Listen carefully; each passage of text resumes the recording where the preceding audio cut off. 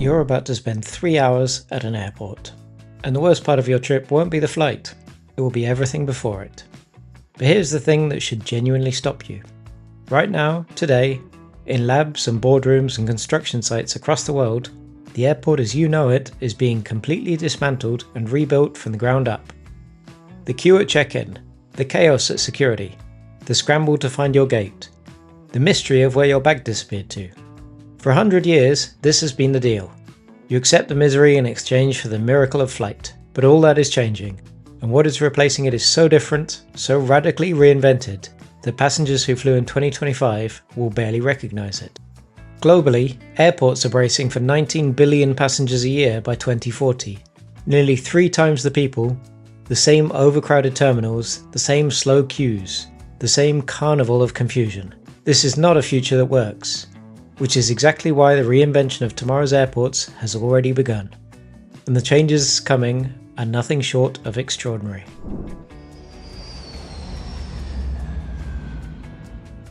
Let's start with the most immediate, the most personal change coming to airports, and it's already happening at the ones you're probably flying through today.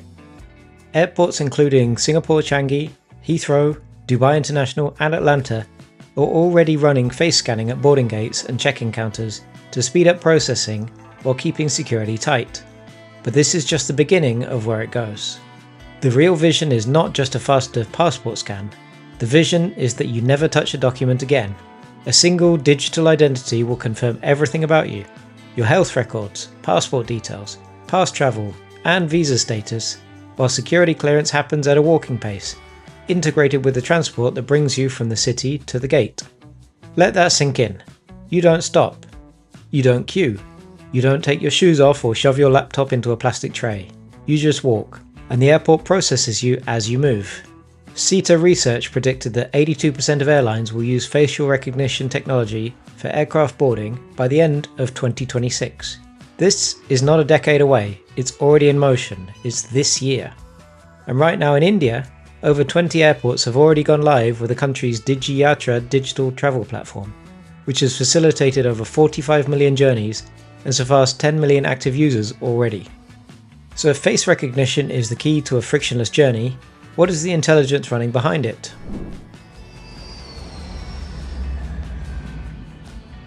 Behind every seamless experience at tomorrow's airport is a system most travellers will never see. The terminal of 2040 is not just a building with gates. It is, as industry experts describe it, a giant data centre that happens to also fly people places. Artificial intelligence, connected sensors, and machine learning will enable real-time predictive management of every operation, from passenger flow and gate changes to baggage tracking without paper tags, all controlled from a single room through a live digital copy of the entire airport. Think about what that actually means. Before any bottleneck forms at a security lane, the system has already predicted it and rerouted staff. Before a gate change cascades into a boarding mess, the AI has already reconfigured the terminal around you. Screens around the airport that know who you are speak to you in your own language wherever you are in the world. Dubai International Airport already uses facial recognition to link passengers with their passports and speed them through check-in, boarding and immigration, while also screening carry-on bags without asking travellers to remove their devices.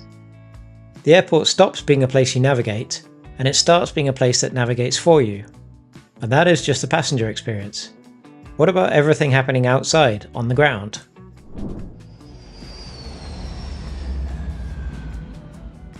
Here's something most passengers never think about.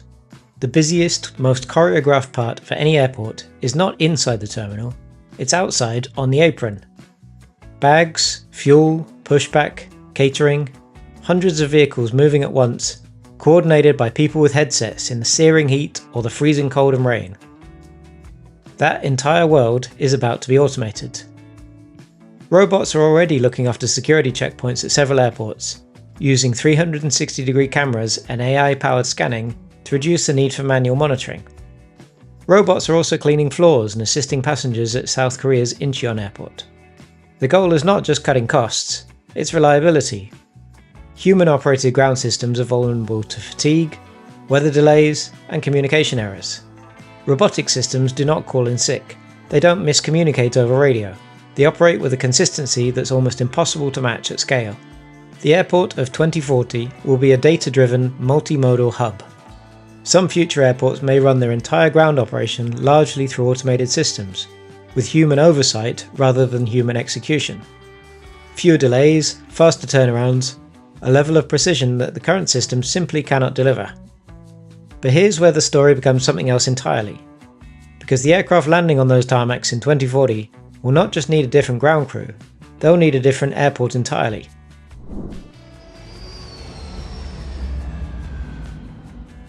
You might have heard that hydrogen-powered planes are coming. What you may not realise is what that means for the airport itself. Hydrogen must be stored at temperatures colder than the surface of Mars. It needs entirely new fueling trucks, new safety procedures, new underground pipelines, and redesigned terminal layouts that keep this incredibly energy-dense fuel at a safe distance from passenger areas. By 2040, airports will need to begin scaling hydrogen technologies alongside short-haul electric aircraft, with a longer-term goal being for airports to use their footprints to become energy producers for the surrounding power grid as well. That last part is not a metaphor. That is a literal new business model for airports. Which brings us to something that should completely change how you look at the next airport you drive past.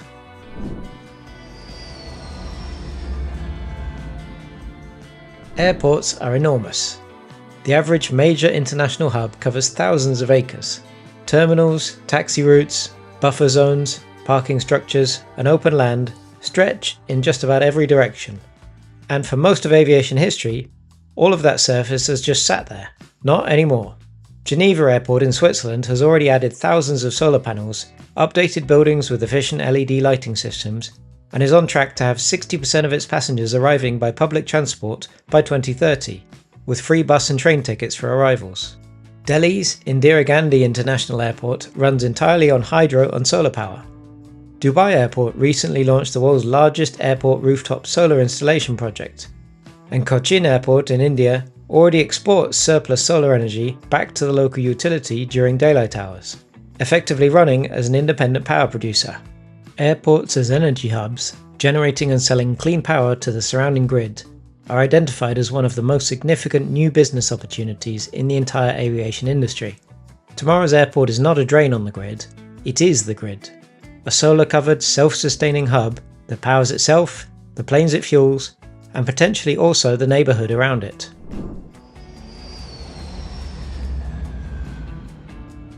Now, what if you didn't need to fight traffic to get to the airport in the first place? Dubai may be the first city to offer a fleet of air taxis, with services aiming to start in 2026, cutting the journey from downtown to the airport from 45 minutes by car to around 10 minutes through the air. Vertiports, which are dedicated landing pads for electric short takeoff aircraft, are being integrated directly into airport infrastructure, connecting neighbouring cities and high-speed rail networks, and offering passengers entirely new options at the regional level. Major airport operators including Group ADP, Fraport, and Corporación América Airports are actively working with electric air vehicle companies to build these landing zones directly into their terminals. The airport of the future does not just start at the departure hall, it starts on a rooftop in the city centre, where a quiet electric aircraft lifts you above the traffic and delivers you to your gate. And EHang, a leading electric air vehicle company, became the first company in the world to receive an official operating certificate for a pilotless flying taxi in April 2025, meaning this genuinely could become a viable transport option within the next 3 to 5 years.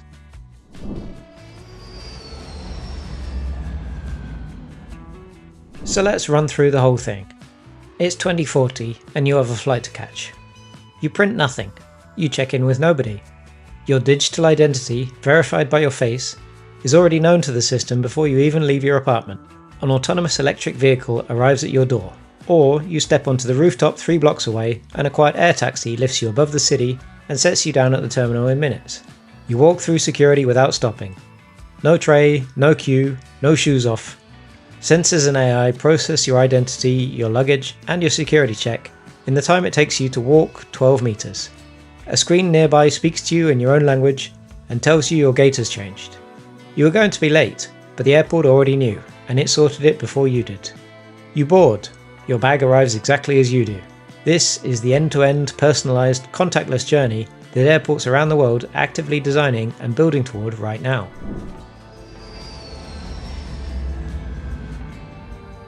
We talk about aircraft like they're the whole story. New engines, new fuels, new shapes, and yes, the planes are changing. But here's the truth that many people miss entirely. The most radical reinvention in aviation isn't happening at 35,000 feet. It's happening on the ground, in the terminals, on the tarmac, on the rooftops and solar fields and hydrogen tanks and air taxi landing pads being quietly, systematically built right now. The airport you've been tolerating for decades, the loud, slow, frustrating, document-dependent machine, is on its way out. And this isn't wild theory, this is already being designed, already being put into practice right now. What's coming in its place is something that, for the first time in 100 years of aviation, might actually be worth arriving early for. For me personally, although I'm generally fascinated by all things tech, I have to say all this surveillance and analysis outside of my control or even my knowledge makes me a bit uneasy. I hate airport queues as much as the next person, but I'm not sure I love the alternative. However, that is the way things are going, and they're moving fast. What are your thoughts on all this? Are you pro-technology or anti? How do you think all these tech advances, which aren't just some wild dream, they're being integrated and developed right now, will affect us? If you liked this video and you found it informative, please don't forget to subscribe for more aviation updates, and in the meantime, why not check out this video next?